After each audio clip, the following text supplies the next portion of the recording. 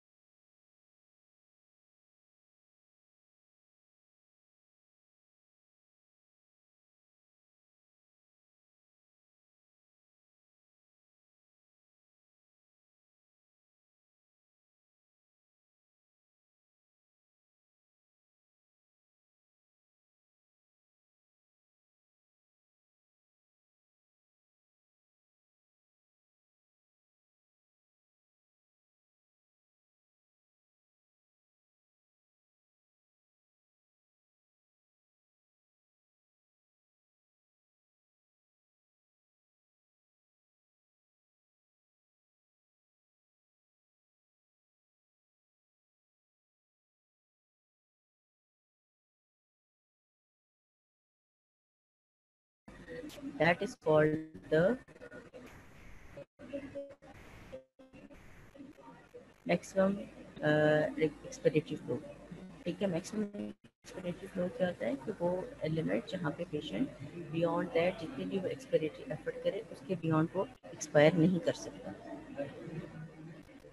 अब इसमें डायग्राम में देखिए, ऊपर दो डायग्राम्स हैं ए एंड बी। ए में क्या है, उसमें दिखाया collapse of the respiratory passages हो जाते हैं ड्यूरिंग मैक्सिमम एक्सपिरेटरी एफर्ट, यानी जब मैक्सिमली पेशेंट जो है ना एक्सपायर करने की कोशिश करता है, एक्सहेल करता है, तो जो है अंदर से भी प्रेशर होता है और एक्सपिरेशन, और बाहर से भी जो भी टेंडेंसी है लंग्स की टू कोलैप्स, तो बाहर से भी प्रेशर जो है ना बढ़ जाता है। बोथ ऑफ दीज प्रेशर्स करते क्या है कि शुरू में तो एक्सपिरेशन होती है, बट रीचिंग टू लेवल उसके बियॉन्ड मजीद एक्सपेरेशन नहीं हो सकती, क्योंकि एल्वेोलायर पैसेजेस जो है ना और बाद में ब्रोंकियोलर पैसेजेस वो कोलैप्स होना शुरू हो जाते हैं। उसकी वजह से जो एक्सपेरेटरी एफर्ट है वहीं पर लिमिट हो जाती है, उसके बियॉन्ड एक्सपिरेशन नहीं हो सकती। उस लेवल को हम कहते हैं मैक्सिमम एक्सपिरेटरी फ्लो।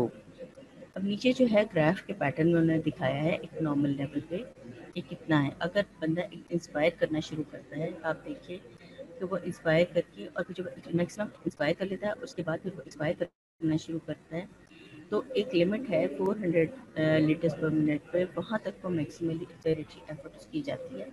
लेकिन फिर उसके बाद जो है वो डिक्लाइन करना शुरू कर जाती है, that doesn't go beyond that, चाहे जितनी मर्जी वो उसकी एक्सपिरेटरी एफर्ट हो, but that does not go beyond it. दूसरी बात आपने देखी है कि जैसे जैसे लंग वॉल्यूम जो एक्स एक्सिस पे नज़र आ रहा है, अगर वो कम होता जाता है तो जो मैक्सिमम एक्सपिरेटरी फ्लो है वो भी कम होता जाता है, क्योंकि वैसे ही साइज ऑफ द लंग जो है ना वो छोटा होना शुरू हो जाता है, तो उससे एक्सपिरेटरी एफर्ट जो है वो इतनी फ्रूटफुल नहीं होती।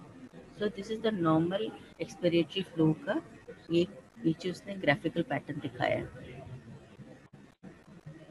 अब ये देखिए डिफरेंट, तो इसमें आपको 3 ग्राफ नज़र आ रहे हैं। रेड में नॉर्मल है जो हमने भी डिस्कस किया है, और ग्रीन में जो है वो एक जब एयर में ऑब्स्ट्रक्शन हो जाए तो इस किस्म का हमारे पास ग्राफ आता है मैक्सिमम एक्सपिरेटरी एफर्ट का।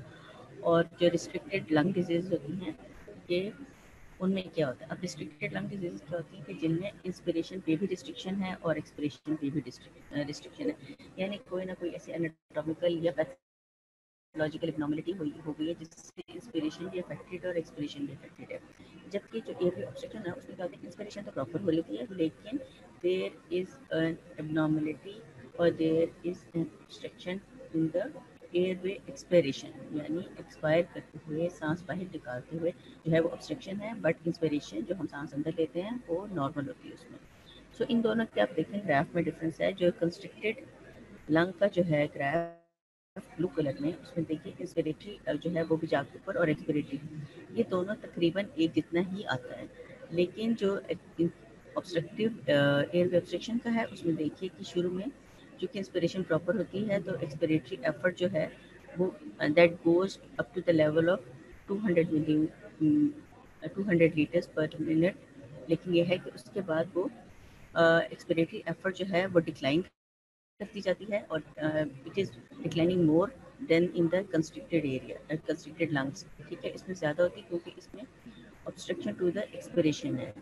रिस्ट्रिक्टेड में जो ऑब्स्ट्रक्शन है वो इंस्पिरेशन एक्सपिरेशन पे एक जैसी है, तो इसका एक नॉर्मल के पैटर्न पे होता है but with a low expiratory volume. ठीक है, इसमें वॉल्यूम लेवल्स कम होते हैं लंग वॉल्यूम के, लेकिन जो जो है ऑब्स्ट्रक्टिव में उसमें लंग वॉल्यूम लेवल तो है, जो इनहेल हुआ है वो तो पूरा होता है, बट एक्सपिरेशन पे दैट इज रिड्यूस्ड।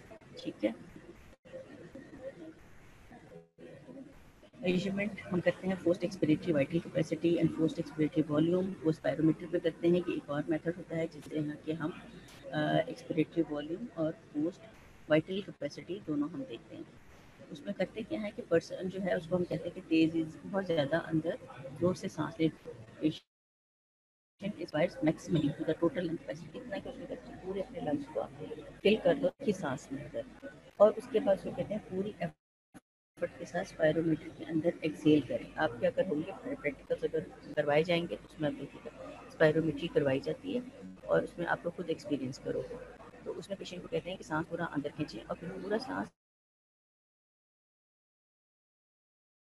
उस पर ग्राफ जो बनता है और उस पर जो टोटल डिस्टेंस आता है अपवर्ड फ्रॉम अबव डाउनवर्ड, तो वो जो है वो मैक्सिमम आपकी वाइटल कैपेसिटी को शो करता है। देखिए जैसे इस ग्राफ में आपको नज़र आ रहा है कि ऊपर से नीचे तक जहाँ मैक्सिमम लेवल है ज़ीरो पर, देखिए ये रेजिडुअल वॉल्यूम होती है आपकी, ये ज़ीरो तक आता है, और ये टोटल जो लेंथ है फ्रॉम अबव डाउनवर्ड्स ये पोस्ट वाइटल कैपेसिटी है, यानी पूरी जो पेशेंट की लंग की एक्सपेंशन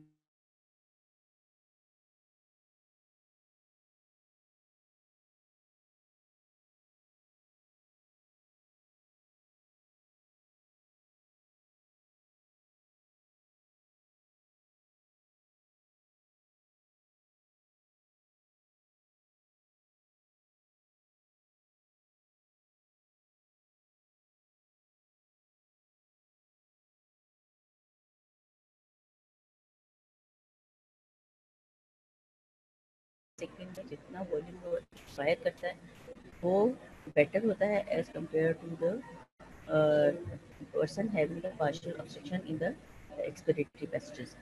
तो पोस्ट अब जो रेशो बनती है post expiratory volume in first second and the post vital capacity में इसकी जो परसेंटेज बनती है नॉर्मल पर्सन में 80% होती है। FEV1 FEVC जो रेशो होती है ये डिजीज पर्सन में 47% तक चली जाती है। और जो एस्थमा के पेशेंट्स होते हैं जिनमें बहुत सवियर ब्रोंकियल ऑब्स्ट्रक्शन होती है ऑन एक्सपिरेशन, तो उनमें ये जो पोस्ट एक्सपिरेटरी जो है ये 20% तक रह जाती है। So this is the difference कि हम किस तरह डिटर्मिन करते हैं बाय डिफरेंट मेथड्स कि कौन सी डिजीज रिस्ट्रिक्टेड लंग डिजीज है और कौन सी डिजीज जो है या कौन सी एबनॉर्मलिटी है वो ऑब्स्ट्रक्टिव लंग डिजीज में फॉल करती है। ठीक है, अब इसमें देखिए कि ऊपर उसने नॉर्मल का बताया है कि अगर पोस्ट वाइटल कैपेसिटी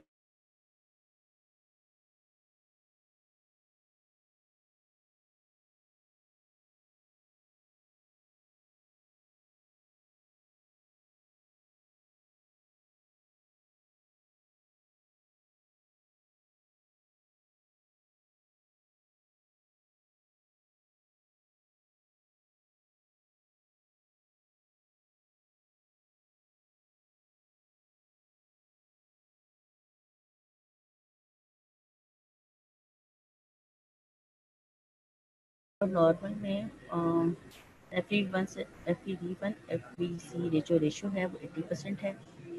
और जो डिजीज है जो एयर ऑब्स्ट्रक्शन की केसेस हैं उसमें FEV1 FVC रेशो 47% तक कम हो गई है। ठीक है, ऑब्वियसली एक्सपिरेटरी वॉल्यूम जो है वो कम हो गया है तो रेशो भी कम हो गई है उसकी। तो by these different methods and the graphical patterns हम लोग डिटर्मिन करते हैं कि which type of disease is the restrictive lung disease है, which type of disease is the obstructive lung disease. ठीक है, अब हम कैटेगराइज करते हैं रेस्पिरेटरी डिजीजेज या इनसफिशिएंसी को दो मेन कैटेगरीज में। एक होती है रेस्ट्रिक्टिव लंग डिजीजेज और दूसरी ऑब्स्ट्रक्टिव। रेस्ट्रिक्टेड होती है ट्यूबरकुलोसिस आ जाता है, इसमें स्कोलियोसिस होता है। स्कोलियोसिस होता है कि हमारी जो वर्टिब्रल कॉलम है वो थोड़ी साइड में डाइवर्ट कर जाती है, इसकी वजह से चेस्ट एब्नॉर्मलिटीज भी होती है। काइफोसिस होती है कि जो पीछे हम्प आ जाता है, बैकवर्ड जो है ना बेंडिंग हो जाती है। ठीक है, हंच बैक जो बन जाता है, ठीक है, वो काइफोसिस होता है। सिलिकोसिस के अगर सिलिकॉन डेपोजिशन हो जाए तो भी फाइब्रोसिस हो जाता है लंग्स में और रिस्ट्रिक्टिव लंग होती है। फिर फाइब्रोटिक प्लोरेसी होती है कि अगर जो प्लूरल एरिया है एरिया उसमें डिफरेंट फाइब्रोसिस हो जाए, पैचेस बन जाए फाइब्रोटिक टिश्यू के, तो उसको हम फाइब्रोटिक प्लूरेसी कहते हैं।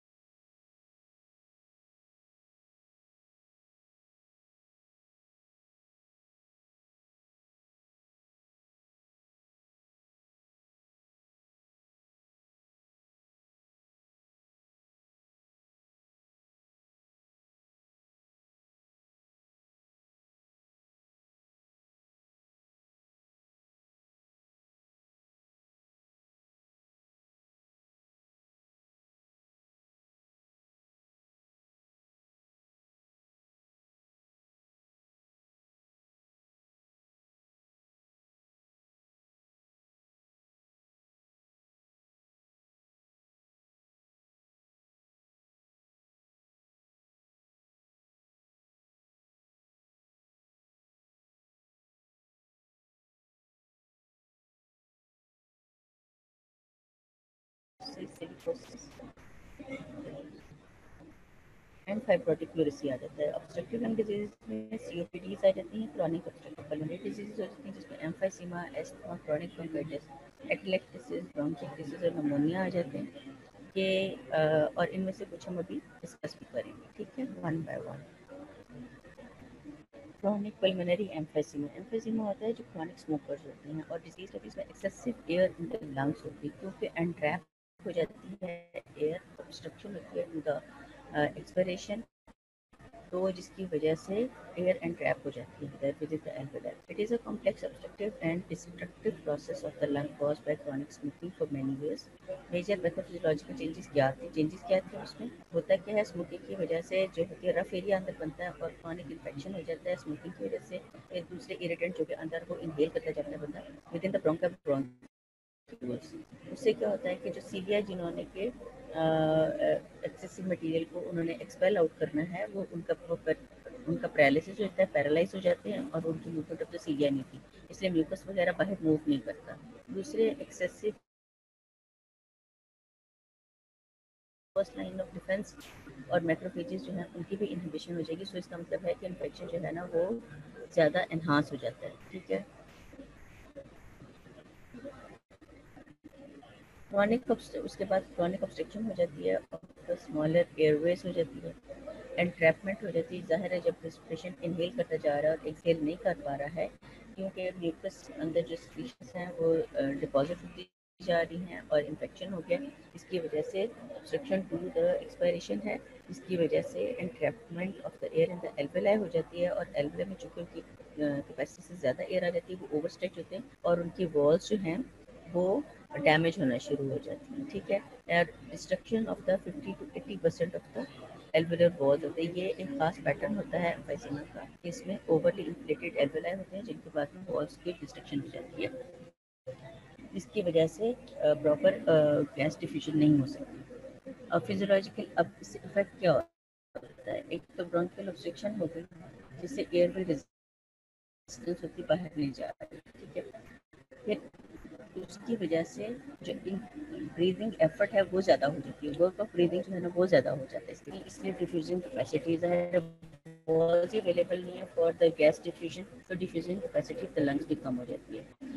कुछ एरियाज होते हैं उनमें वेंटिलेशन परफ्यूजन रेशियो कुछ और होती है, कुछ में कुछ और होती है, ठीक है। डिस्टर्ब वेंटिलेशन परफ्यूजन रेशियो हो जाती है, कुछ में जीरो हो जाती है, कुछ में इन्फिनिट हो जाती है। जिनमें जीरो होती है वहाँ पर वेंटिलेशन हो ही नहीं रही है और ब्लड परफ्यूजन वो होती जा रही है और फिजियोलॉजिकल शंट वहाँ हो जाता है। जहाँ पे इन्फिनिट होती है वहाँ वेंटिलेशन तो प्रॉपर हो रही होती है लेकिन ब्लड फ्लो नहीं होता, इसकी वजह से जो वेस्टेड वेंटिलेटेड एयर होती है जो कि फिजियोलॉजिकल डेड स्पेस कह देते हैं हमको, ठीक है। ये इसकी एब्नॉर्मलिटीज आ जाती है। फिर पल्मोनरी हाइपरटेंशन आ जाती है क्योंकि सारे वॉल्स डैमेज हुई हैं, कैपिलरीज भी डैमेज हुई है, तो जो कैपिलरीज बाकी बची हैं वो जो है कंस्ट्रिक्ट हो जाती हैं, ठीक है।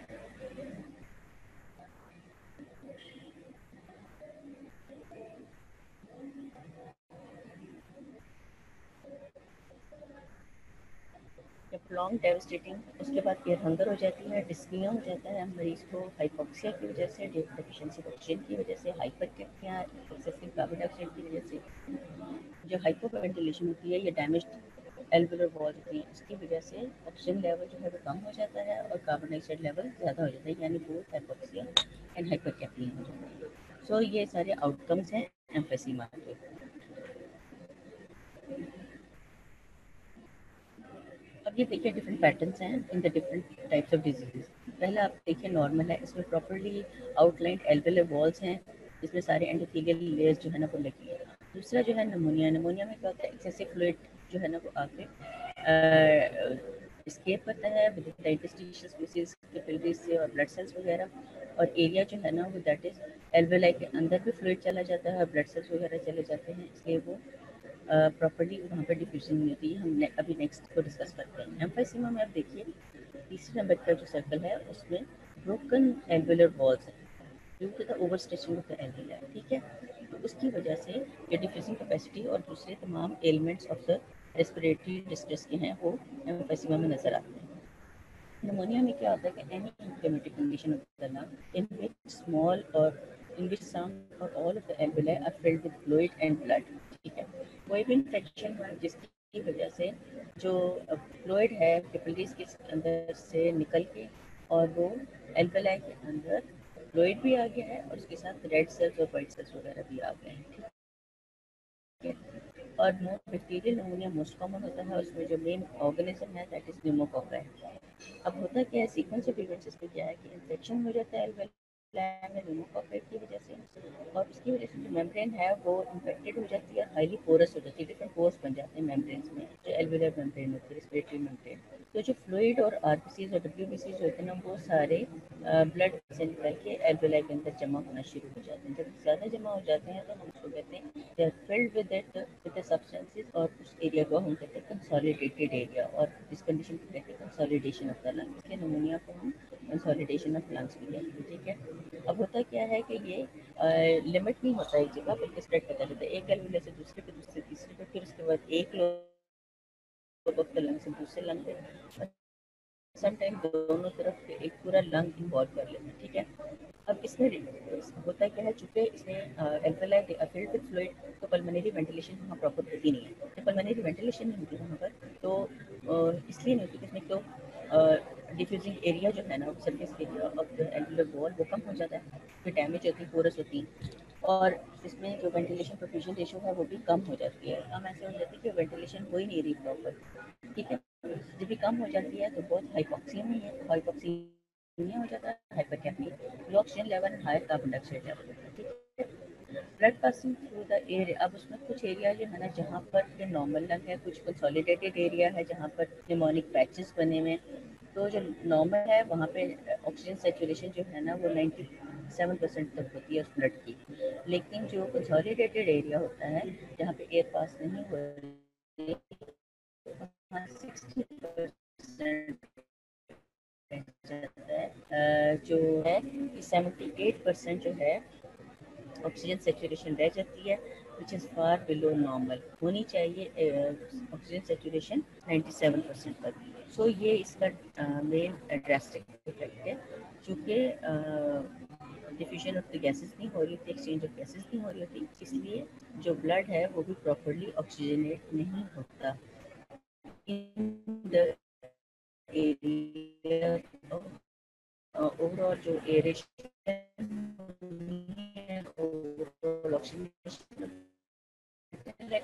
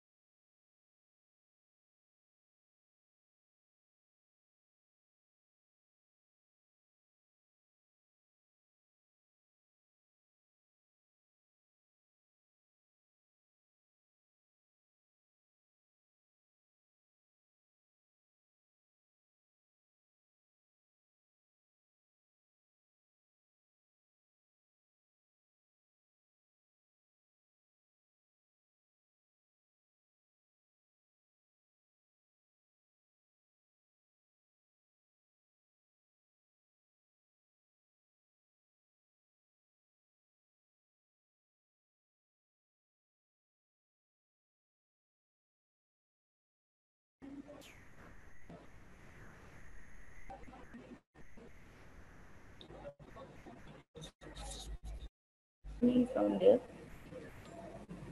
alveolar obstruction is the condition leading to atelectasis.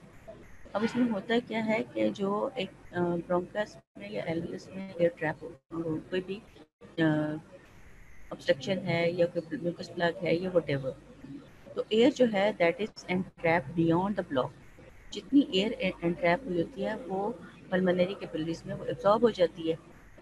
अब होता क्या है कि जब एब्जॉर्ब हो गई तो एल्वेलाई जो है वो कोलैप्स होना शुरू हो जाते हैं। अगर तो लंग्स जो है वो प्लाएबल हो यानी वो फ्लेक्सिबल हो, उनकी कंप्लायंस हो, तो वो सिर्फ कोलैप्स ऑफ द एल्वेलाई होता है। लेकिन अगर कोई फाइब्रोटिक पैच है, पहले कोई डिजीज पोर्शन है और वो फाइब्रोसिस हो गया है, तो एयरवे ऑब्स्ट्रक्शन जो होती है उसकी वजह से एल्वेलाई में एक नेगेटिव प्रेशर जो है वो प्रोड्यूस कर देते हैं। नेगेटिव प्रेशर की वजह से इन द एल्वेलाई जो फ्लूइड होता है फ्रॉम द कैपिलरीज वो आना शुरू हो जाता है विद इन द एल्वेलाई, और एल्वेलाई को फिल कर देते हैं और एडिमा फ्लूइड होता है जो कि फिल कर देते हैं एल्वेलाई को।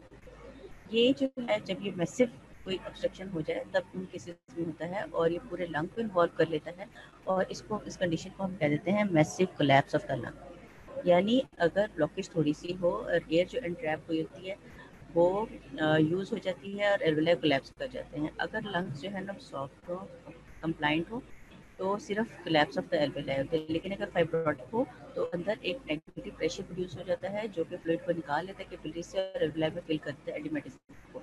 और ये मैसिव ऑब्स्ट्रक्शन होती है उसमें होता है और पूरा लंग इन्वॉल्व होता है। इसको हम massive collapse of the lung कह देते हैं। अब massive collapse of the lung के नुकसान क्या होते हैं? एक तो एल्वेलर ऑक्लूजन हो जाती है, एल्वेलाई बंद हो गया। इंक्रीज जिस एल्वेलाई के बंद होने से जो ब्लड फ्लो बीच में कैपिलरीज के फ्लो कर रहा है उसमें वो भी रेजिस्टेंट हो गए। ठीक है, एक वजह से, और दूसरे ऑलरेडी हाइपोक्सिया हुआ है इन द एल्वेलाई, उसकी वजह से फ्लो ऑफ द ब्लड और कम हो जाता है। अब इस केस में होता है कि 5/6 portion of the pulmonary blood flows through the aerated lung atelectasis and only 1/6 flow through the unaerated lung. So इसमें क्या होता है कि बहुत ज़्यादा डैमेजिंग नहीं होता ये, कि ये अगर थोड़ा सा पैच होता है तो जो ज़्यादातर पोर्शन में जो एरेटेड जो ब्लड है वो most of the part of the lung में फ्लो करता है। और ये massive collapse of the lung की बहुत रेयर कोई एबनॉर्मलिटी होती है। यूजुअली थोड़ा सा कोलैप्स होता है, इसलिए बहुत ज़्यादा वेंटिलेशन परफ्यूजन रेशो इतनी ज़्यादा डिस्टर्ब नहीं होती है और इसलिए ज़्यादा डीसैचुरेशन ऑफ ब्लड भी नहीं होती है। ठीक है, एक और कंडीशन होती है जिसमें कोलैप्स ऑफ लंग हो जाता है, वो होता है लैक ऑफ सर्फेक्टेंट। सर्फेक्टेंट आपने शुरू के चैप्टर्स में पढ़ा होगा कि दैट इज़ अ प्रोटीन जो कि which helps the lungs to keep them inflated, alveoli को ओपन अप रखती है। ठीक है, अगर इसकी डेफिशिएंसी हो जाए, आपने पहले पढ़ लिया होगा रेस्पिरेटरी डिस्ट्रेस सिंड्रोम जो बच्चों में होता है जिसमें कि सर्फेक्टेंट नहीं बना होता, वह फ्रॉम टाइप 2 एल्वेलस जो सेल्स होते हैं उनसे। ठीक है, तो in respiratory distress syndrome surfactant excretion जो है ना वो डिप्रेस होती है जिससे कि surface tension within the alveoli बढ़ जाती है और वो कोलैप्स हो जाते हैं, और मैसिव हो तो कोलैप्स ऑफ द लंग हो जाता है। ठीक है, यानी दो कंडीशन जिसमें कोलैप्स होता है, एक तो एटेलेक्टिसिस में हो सकता है और एक डेफिशिएंसी ऑफ सर्फेक्टेंट से हो सकता है। अब आगे condition asthma. Asthma is very common in our part of the society. वैसे तो बाहर भी एस्थमा बहुत कॉमन है because it is an allergic condition.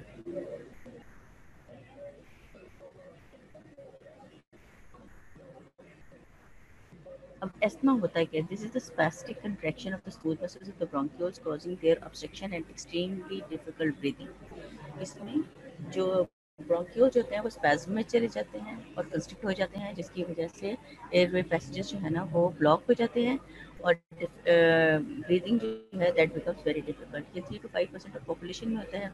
Young people में जो एस्थमा होता है वो hypersensitivity to the allergen जैसे पॉलन्स वगैरह है या डस्ट पार्टिकल्स ये कुछ उनकी उनकी एलर्जी से होता है। ओल्डर पीपल में हाइपर सेंसिटिविटी होती है टू द स्मोक, जो कि ये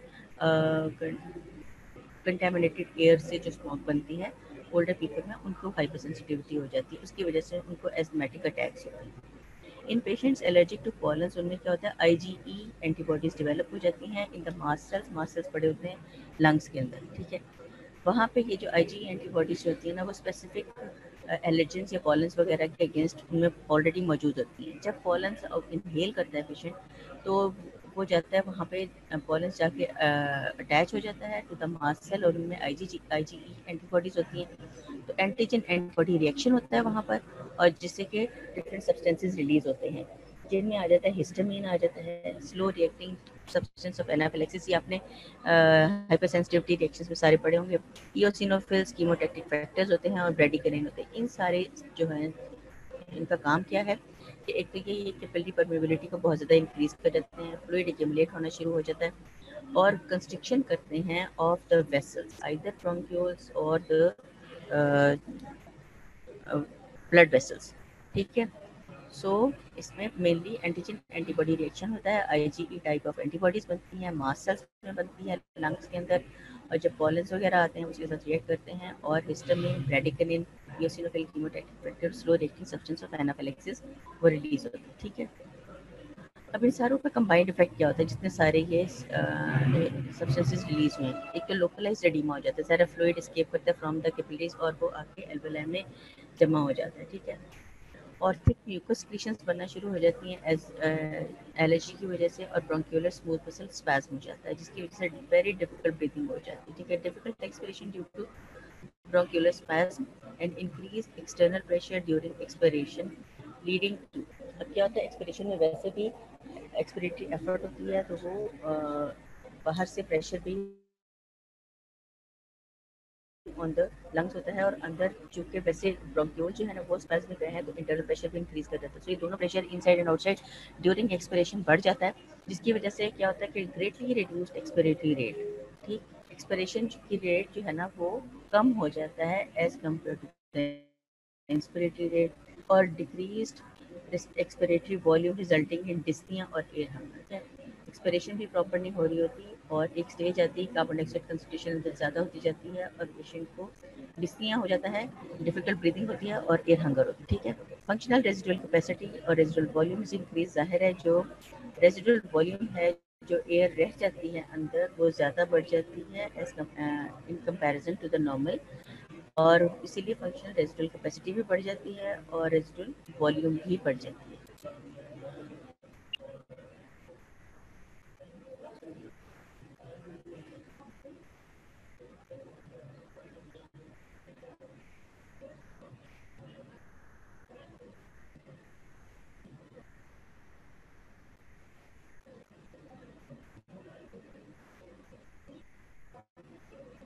नाउ द फंक्शनल ये, और एक जब क्रॉनिक जो पेशेंट होते हैं उनकी चेस्ट एज जो है ना वो उसका साइज बड़ा हो जाता है और बैरल शेप चेस्ट हो जाती है, यानी anteroposterior transverse diameter of the chest जो है वो बढ़ जाता है, और एम्फाइसीमा में भी बैरल शेप चेस्ट होती है। बट ये है कि दोनों की इटियोलॉजी और दोनों का पैटर्न फ़र्क होता है और दोनों की हिस्ट्री फ़र्क होती है, इसलिए हम दोनों डिजीज़ को एक दूसरे से डिफ्रेंशिएट कर लेते हैं। ठीक है, next is the tuberculosis, very common in Pakistan. Tuberculosis जो है जिसको हम तौर पर हम टीबी कहते हैं, ये होती है एक बैसिलस से जिसको होता है ट्यूबरकुल बैसिलस, एंड इसमें क्या होता है कि टिश्यू रिएक्शन होता है जिसमें कि मैक्रोफेजेस इन्वेड कर देते हैं, मैक्रोफेजेस एंटर हो जाते हैं विद द इन्फेक्टेड टिश्यू, यानी जिस जहाँ पर ट्यूबरकुल बैसिलस गया वहाँ पर मैक्रोफेजेस आके जाहिर ऑब्वियसली डिफेंस मैकेनिज्म, तो वहाँ जाके they fight against the infect the invading tubercle bacillus. अब उसमें क्या होता है, उसमें ट्यूबरकल फॉर्मेशन होती है। This is the diagnostic of the tuberculosis. अब ट्यूबरकल फॉर्मेशन कैसी होती है कि walling off the lesion by the fibrous tissue, यानी जहाँ पर इन्वेड किया है ऑर्गेनिज्म वहीं पे मैक्रोफेजेस गए हैं तो वो जो वहाँ पे एक लीजन बन जाता है जिसको कि दोनों अराउंड इट एक फाइब्रोटिक टिश्यू की वॉल्स बन जाती हैं, वॉल्स बन के वो उसी एरिया में रहता है, हैज़ प्रिवेंटिंग, और उससे होता क्या है कि ये spread of the tubercle bacillus को टू द अदर टिश्यू ये प्रिवेंट करता है। एंड अगर इसको इसी स्टेज पे ट्रीट ना किया जाए तो जो वॉल बनी हुई है फाइब्रोटिक टिश्यू की, दैट फेल्स और that is destroyed by the bacillus, और जो बैसिला जो हैं they spread to the other lung tissues and causing extreme destruction, और इसका एंड क्या होता है कि ये बड़ी बड़ी एब्सेसिस बना देते हैं। The cavity is full of पस विद इन द लंग्स। ठीक है, the cavities full of pus within the lungs बन जाती हैं। This is the outcome of the tuberculosis.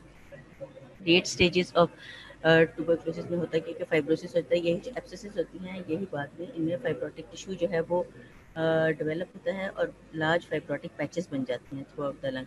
अब ये जो है चूँकि अगर फाइब्रोटिक टिश्यू बन जाता है विद इन द लंग तो जो लंग टिश्यू है वो कम हो जाता है, अब जब लंग टिश्यू कम होता है तो उससे increase workload on the respiratory muscles होता है with reduce vital capacity and breathing capacity. ज़ाहिर है जब लंग टिश्यू कम है तो हमारे दूसरे जो मसल्स हैं उनकी रेस्पिरेटरी एफर्ट, इंस्पिरेटरी और एक्सपिरेटरी दोनों मसल्स की एफर्ट जो है ना बढ़ जाती है क्योंकि लंग्स सेल्फ अपना पूरा फंक्शन नहीं कर रहे होते। सो वर्कलोड आ जाता है ऑन रेस्पिरेटरी क्योंकि वाइटल कैपेसिटी भी कम हो जाती है और ब्रीदिंग कैपेसिटी भी कम हो जाती है। ठीक है, उसके बाद रिड्यूस्ड पल्मोनरी डिफ्यूजिंग कैपेसिटी, ज़ाहिर फाइब्रोटिक पैचेस बन गए हैं तो area available for the diffusion of the gases वो भी कम हो गया, रेस्पिरेटरी मेम्ब्रेन थिक भी हो जाती है और डैमेज भी होती है और इसलिए surface area for the transport of the oxygen and for the diffusion of the gases वो कम हो जाता है और वेंटिलेशन परफ्यूजन रेशियो जो है वो भी डिस्टर्ब हो जाती है उन एरियाज़ में जहाँ पे ये बर्की पैचेस बने हैं या फाइब्रोटिक टिश्यू बना हुआ है। So this cause all the damages to the lung.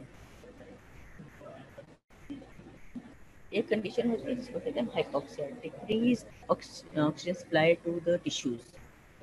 अब इसकी descriptive classification of the hypoxia में चार डिफरेंट टाइप्स आ जाती हैं। पहली होती है इनएडिक्वेट oxygenation in the lungs. इनएडिक्वेट oxygenation तो ऑक्सीजन आ ही नहीं रही है लंग्स में, इसको हम कहते हैं हाइपोक्सिक हाइपोक्सिया। जबकि इसमें लो एटमॉस्फेरिक ऑक्सीजन होती है और हाइपो वेंटिलेशन होती है। इन दोनों केसेस में जो है लंग्स में प्रॉपर्ली ऑक्सीजन नहीं आती। फिर कोई पल्मोनरी डिजीज हो जैसे इस्कीमिक हाइपोक्सिया हम कह देते हैं, जैसे hypoventilation due to increased airway resistance, ये कोई भी एयरवे ब्लॉकेज हो या रेजिस्टेंस हो या ब्रोंक्यूल्स जो है ना वो पूरी तरह से डायलेट ना हुए हों, लंग कंप्लाइंस जो है ना यानी एक्सपेंसिबिलिटी ऑफ द लंग वो भी डिक्रीज कर जाए, नॉर्मल VAQ रेशियो हो, तो इन सब केसेस में इस्कीमिक हाइपोक्सिया हो जाता है। और इस ischaemic hypoxia venous to arterial shunt में होता है। क्या वीनस ब्लड जो है ना वो आर्टीरियल ब्लड के साथ मिक्स हो जाता है तो ऑक्सीजन लेवल जो है ना वो कम हो जाता है in the arterial blood. इनएडिक्वेट transport of oxygen, कि अगर कोई भी ऐसी रीज़न है जिससे कि प्रॉपरली जो ट्रांसपोर्ट मैकेनिज्म है ऑफ ऑक्सीजन का टू द टिश्यूज़ वो प्रॉपर नहीं है तो उसको हम कहते हैं स्टेगनेंट हाइपोक्सिया। स्टेगनेंट हाइपोक्सिया किसमें होता है? एनीमिया, जिसमें oxygen carrying capacity of the blood increase कर जाती है, हीमोग्लोबिन लेवल कम होता है। ठीक है, दूसरे सर्कुलेटरी डेफिशिएंसी, कोई भी हेमरेज हुआ कुछ है तो वो या तो लोकली या जनरली तो सर्कुलेशन प्रॉपर नहीं होती। फिर होता है टिश्यू एडिमा हो जाए, अगर फ्लूइड है विद इन द टिश्यू तो भी उस वहाँ पर oxygen supply to the tissues नहीं होता। ठीक है, डिमिनिश टिश्यू यूटिलाइजेशन, एंड में है कि हिस्टोटॉक्सिक हाइपोक्सिया होता है कि जब सारी ऑक्सीजन जो है वो टिश्यू लेवल तक तो पहुँच गई but the tissues cannot utilise the oxygen, इसको हम कहते हैं हिस्टोटॉक्सिक हाइपोक्सिया। और ये यूजुअली पॉइजनिंग में होती है, साइनाइड पॉइजनिंग में और विटामिन डेफिशिएंसी बेरी में या विटामिन बी डेफिशिएंसी से। ठीक है, बेरी होती है थायमिन डेफिशिएंसी से, B1 डेफिशिएंसी से। ठीक है, सो चार टाइप के हाइपोक्सिया होते हैं। हाइपोक्सिक हाइपोक्सिया जो एटमॉस्फेरिक या हाइपोवेंटिलेशन से, इस्कीमिक हाइपोक्सिया वेंटिलेशन होती है कि किसी भी वजह से एयर रेजिस्टेंस इंक्रीज कर जाए, लंग कंप्लाइंस कम हो या वेंटिलेशन परफ्यूजन रेशियो डिस्टर्ब हो या वीनस टू आर्टीरियल शंट बन जाए। स्टेगनेंट हाइपोक्सिया होता है कि एनीमिया में या सर्कुलेटरी शॉक जो होता है उसमें स्टेगनेंट हाइपोक्सिया होता है। टिश्यू एडिमा हो जाए तो वो भी प्रॉपरली उसको सप्लाई नहीं जाती है टिश्यू को। ठीक है, अब हिस्टोटॉक्सिक हाइपोक्सिया होता है कि सारी ऑक्सीजन टिश्यू लेवल तक तो पहुंच जाती है but tissue cannot utilise it, ये पॉइजनिंग के केस में होता है या विटामिन डेफिशिएंसी के केस में। ठीक है, अब हाइपोक्सिया का इफेक्ट क्या होता है? एक तो इससे कि ज़ाहिर प्रॉपर ऑक्सीजन ब्रेन को नहीं जा रही तो मेंटल एक्टिविटी जो होती है वो डिस्टर्ब होती है और मस्कुलर एक्टिविटी जिसको बहुत ज़्यादा ऑक्सीजन चाहिए मसल्स को, उसकी मसल एक्टिविटी भी डिक्रीज कर जाती है। ठीक है, सो इन केसेस में हम करते ही हैं कि हम उसको ऑक्सीजन थेरेपी देते हैं। ऑक्सीजन थेरेपी जो है वो हम 3 डिफरेंट मेथड्स हैं जिनसे हम ऑक्सीजन थेरेपी देते हैं।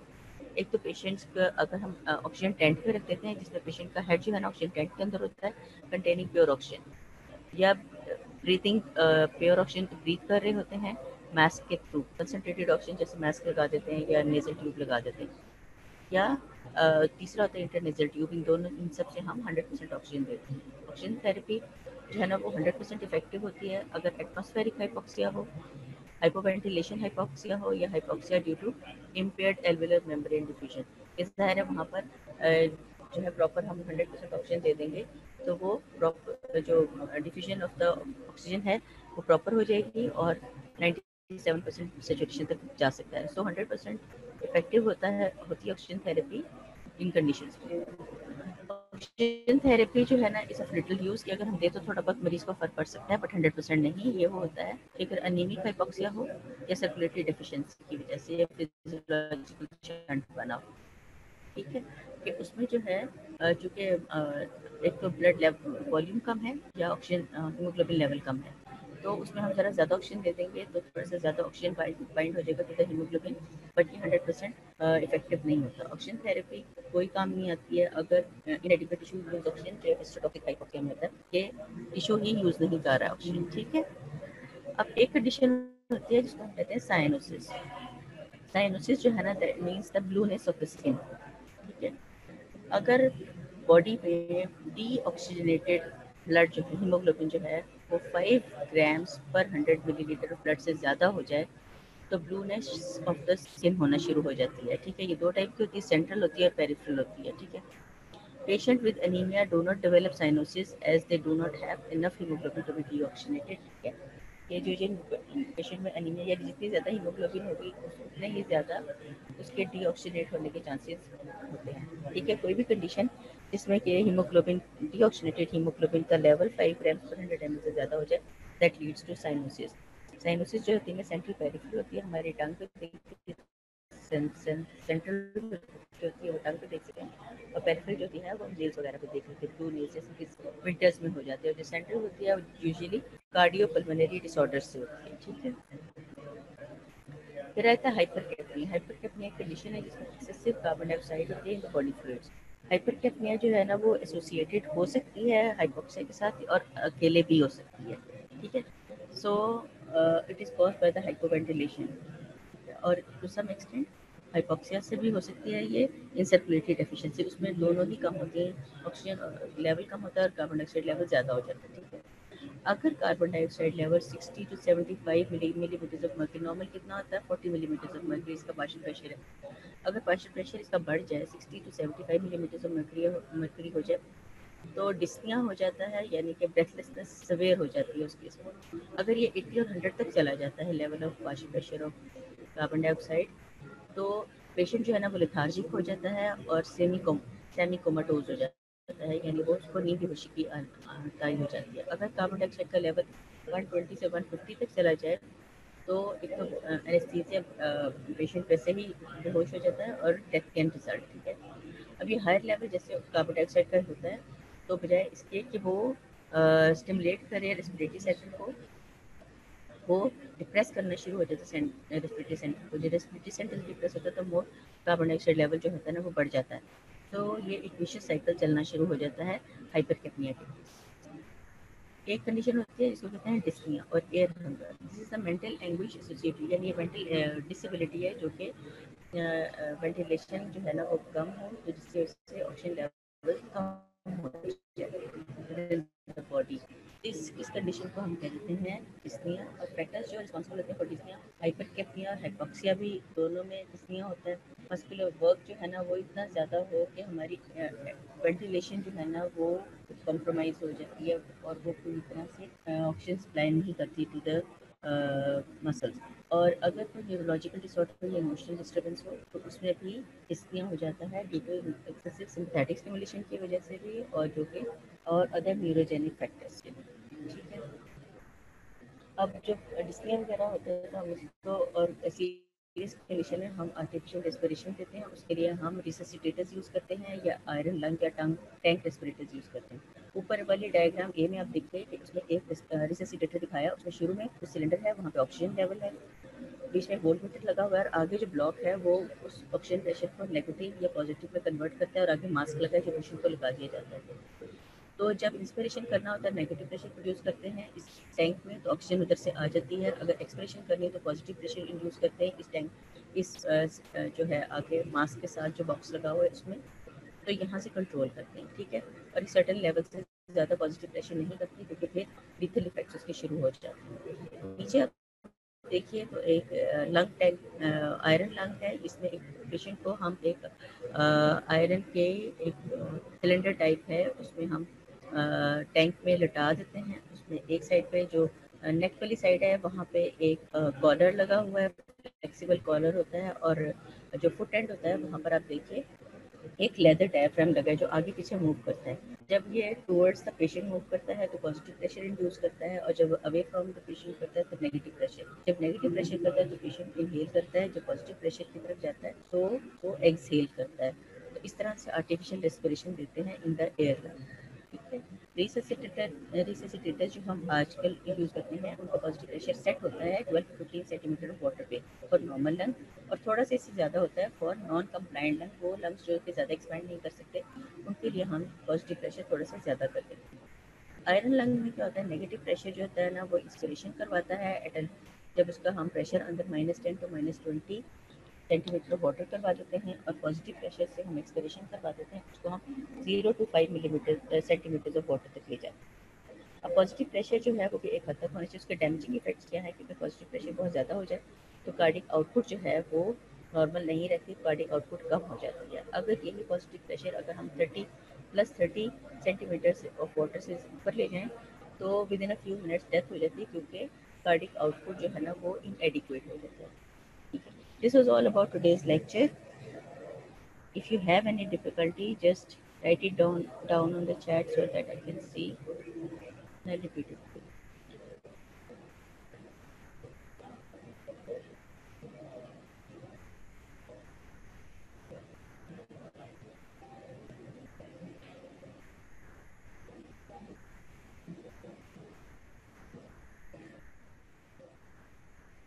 So we have studied the respiratory methods of determining the respiratory insufficiency, types of the diseases, different diseases we have discussed, and last of all is the oxygen therapy, hypoxia, cyanosis, and the dyspnea.